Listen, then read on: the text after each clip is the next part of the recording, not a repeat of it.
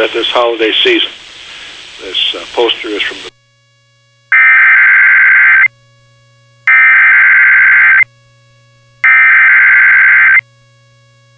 storm warning for the following counties in Iowa: Cerro Gordo, Hancock, Kossuth, Winnebago, and Worth. Winter storm warning in effect from 9 a.m. Friday to 6 a.m. Saturday.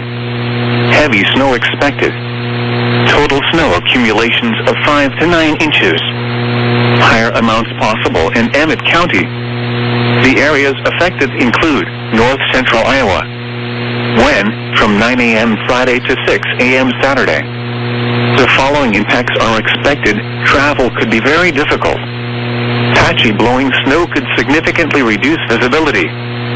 The hazardous conditions could impact the evening commute. If you must travel, keep an extra flashlight, food, and water in your vehicle in case of an emergency. The latest road conditions for the state you are calling from can be obtained by calling 511.